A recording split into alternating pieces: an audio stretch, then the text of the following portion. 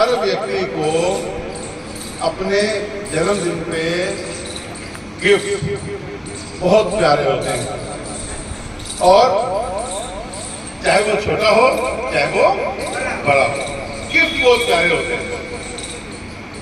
आज हम अपने भगवान श्री राम को क्या गिफ्ट देंगे, आप बताइए।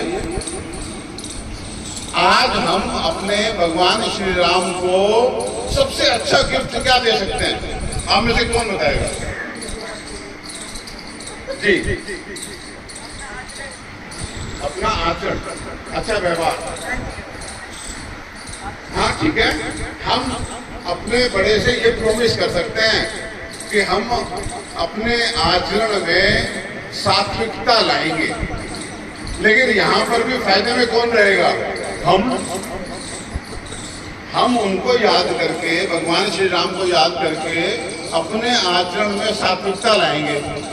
आप सात्विक हो जाएंगे, आप जानते हैं, आप ही संत कहलाएंगे, आप ही पूजे जाएंगे, और आप लंबे समय तक अगर ऐसे रहे तो देवी और देवता कहलाएंगे। तो ये गिफ्ट तो आपको हुआ, माध्यम बने श्री राम। मैं तो पूछ रहा हूं, श्री राम को क्या गिफ्ट दोगे, तो उनको क्या गिफ्ट देंगे? अगर आप मुझे अपना योग शिक्षक मानते हैं, तो आज मेरी दृष्टि से किसी भी आदमी के चरित्र पे, किसी भी आदमी के किसी कृत्य पे अगर दाग लग जाए ना, मैं कहता हूं कि वो पैसे से नहीं मिटाया जा सकता। हमारे श्री राम के चरित्र पे, हमारे श्री राम की एक कृत्य पे, हमारी एक उनकी सोच पे एक दाग लगा हुआ है, और वो दाग ये है कि एक अनपढ़, एक विकार से व्यक्ति के कहने पर उन्होंने गर्भवती माता सीता को वनवास दे दिया, जंगलवास दे दिया, और इसकी पूरी व्याख्यान उत्तरकांड नामक अध्याय में की गई है। आज हम इस रामनवमी के दिन, अपने आराध्य के जन्मोत्सव के दिन, हम ये प्रण लेते हैं कि ये घटना जो 100% झूठी घटना है, ये घटना जिसे गढ़ाई गया है हमारे मर्यादा पुरुषोत्तम भगवान श्री राम के चरित्र को कलंकित करने के लिए, हम इस घटना को ना स्वीकार करते हैं और ना इसका मंचन कहीं होने देंगे। ये घटना झूठी घटना है, हम इसका विरोध करते हैं।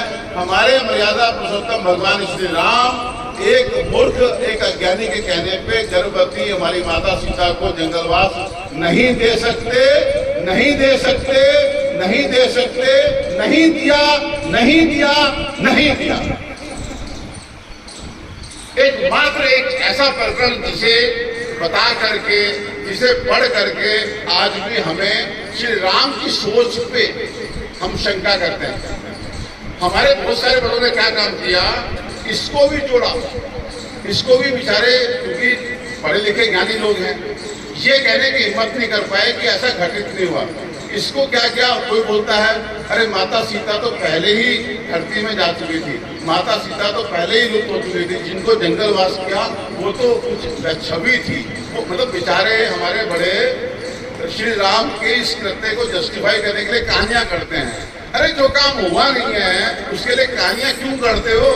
सीता को हुआ नहीं, और जिसको लगता है हुआ है, मैं उससे पूछता हूँ, यहाँ पे पुरुष बैठे, यहाँ पे स्त्री बैठी है, और पुरुष स्त्री बोलने से भी अच्छा कुछ पति बैठे हैं, कुछ पत्नियां बैठी हैं, कुछ बाप बैठे हैं, कुछ माँ बैठी हैं। अरे मैं तो खड़ा हूँ, अगर कल को कोई दुष्ट मेरी बच्ची को, भगवान ना करे किसी की बच्ची को भी उठा के ले जाए, मैं आज के परिवेश में पुलिस की सहायता से, अपने मित्रों की सहायता से उस बच्ची को एक हफ्ते बाद छुड़वा के लाता हूँ उस दुष्ट के चंगुल से, पहली बात क्या मैं उसकी अग्नि परीक्षा लूंगा? आप लेंगे? और हमारे नगर में हम स्त्रियों को कितना मान देते हैं वो हमें पता है ना। भगवान मर्यादा पुरुषोत्तम भगवान श्री राम जो स्त्रियों, मतलब सीता को भी उनका वस्त्र तो माता कहते हैं, सबको माता कह के बुलाते हैं। स्त्रियों के प्रति इतना समर्पण मर्यादा पुरुषोत्तम भगवान श्री राम, वो अग्नि परीक्षा लेंगे? अग्नि परीक्षा भी नहीं ले रही। विश्वास करना, आप नहीं लेंगे, हम लोग जैसे तुच्छ लोग नहीं लेंगे। हम भी ऐसे हाथ फैला करके अपनी बेटी को दौड़ते हुए जाके चूमेंगे कि आप बेटे को अगर कुछ बताना भी चाहेगी, हम कहेंगे हमें कुछ नहीं सुनना बेटे, तू मेरी बेटी थी, मुझे गौरव है तो मेरी बेटी आज भी। भगवान श्री राम माता सीता की परीक्षा ले, अग्नि परीक्षा, अग्नि परीक्षा कभी नहीं ली गई। नंबर 2, फिर घर ले आए अग्नि परीक्षा के बाद में आप युद्ध कांड जब पढ़ेंगे रामायण का, वाल्मीकि रामायण का, तो उसमें साफ साफ लिखा है कि उसके बाद सब लोग आए, राजी खुशी राज्याभिषेक हुआ, सबको भगवान श्री राम ने जो भी पुरस्कार दे सकते थे, हनुमान जी को, जो भी थे, विभीषण जी को, जो भी राजा थे, सेनापति थे, बड़े बड़े कर्मठ योद्धा थे, सबको भगवान ने कुछ पुरस्कार दिए। माता सीता साथ बैठी, लक्ष्मण जी साथ में बैठे।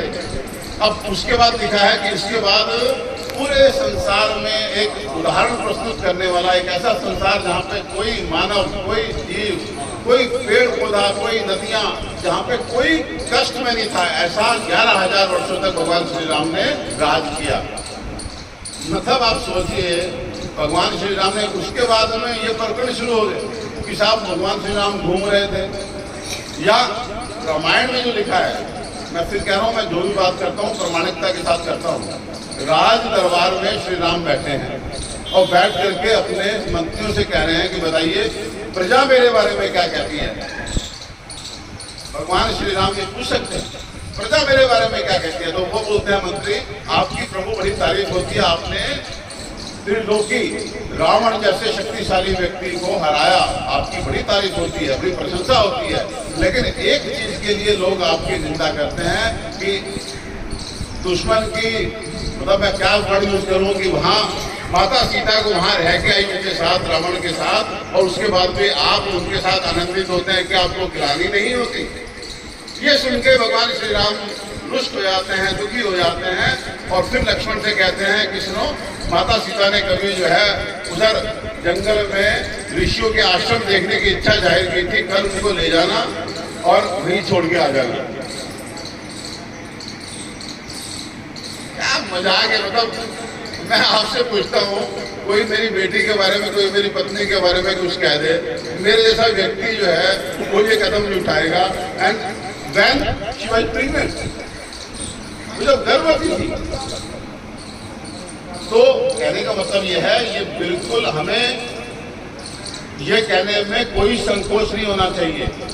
हमारा समाज बहुत सारे अंधविश्वास और बहुत सारी कुरीतियां और बहुत सारे जंजालों को फेस कर चुका है।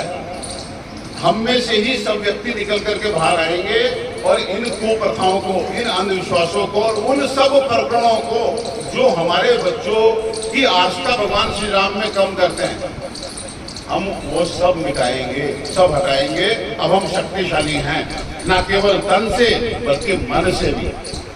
अब रामायण वो छपेंगी जिनमें उत्तरकांड नहीं होगा, हम छपवाएंगे। और 1 साल नहीं, हो सकता है 100 साल लगे, हो सकता है 200 साल लगे, लेकिन उसके बाद लोगों को भुला देंगे अपने आने वाली पीढ़ियों को कि उत्तरकांड नाम की भी कोई अध्याय जो भगवान श्री राम के चरित्र को लांछित करने के लिए लगाया गया था जबरदस्ती, वो था भी एग्जिस्टेंस में। उसे भुलवाने का जिम्मेदारी हमारी है। मैं फिर कह रहा हूँ, मेरी एक एक शब्द पे ध्यान दीजिएगा। हम लोग अपने लिए जी रहे हैं, लेकिन साथ साथ अपने बच्चों के लिए भी जी रहे हैं। आने वाली पीढ़ियों के लिए भी कुछ आदर्श छोड़ के जाना चाहते हैं। हम उनको दिखाना चाहते हैं कि भाइयों का संबंध कैसे होगा, तो भाइयों का संबंध राम, लक्ष्मण, भरत, शत्रुघ्न जैसा होना चाहिए। एक बच्चे को पिता की आज्ञा का पालन कैसे करना चाहिए, श्री राम का हमें उदाहरण देना है।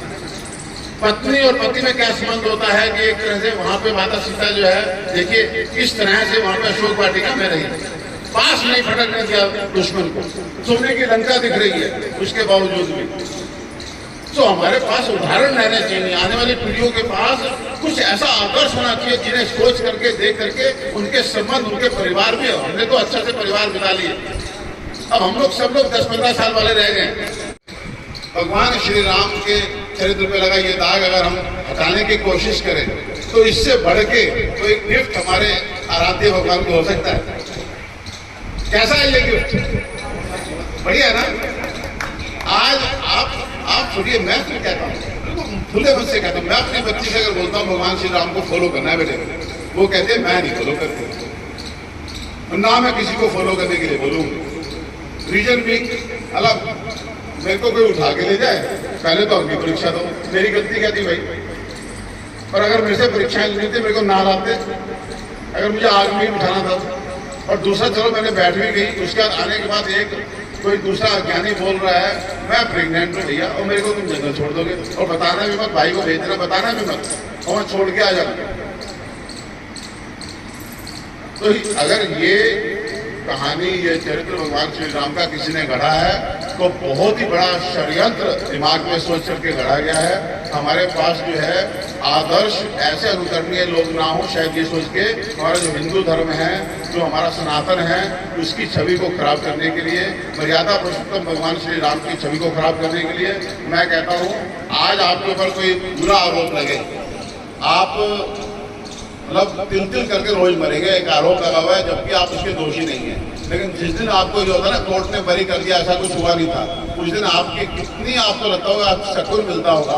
शायद आज जहाँ भी इस वर्ग में बैठ करके भगवान श्री राम हमारे जैसे बच्चों को अवलोकन कर रहे होंगे, देख रहे होंगे, वो शक्तियाँ, त्रिलोकी देखने वाली, दृष्टिगोचर करने वाली शक्तियाँ देख रही होगी, आज कितनी प्रसन्नता उनको हो रही होगी कि मेरे चरित्र में जो दाग लगा था, मेरी सोच में जो दाग लगा था, आज मेरे नन्हे नन्हे बच्चे बैठ के 7000 साल बाद उस दाग को मिटाने के लिए मेरे जन्मदिन पे गिफ्ट दे रहे हैं मुझे।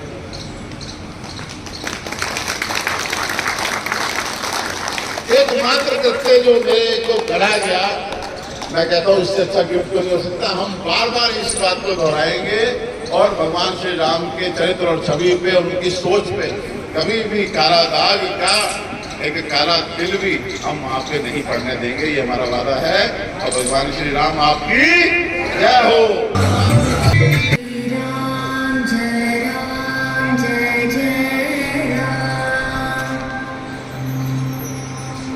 श्री राम जय राम जय जय राम, श्री राम जय राम जय जय राम। राम राम नंद, राम राम 51, राम राम 53, राम राम 7। शांति शांति शांति।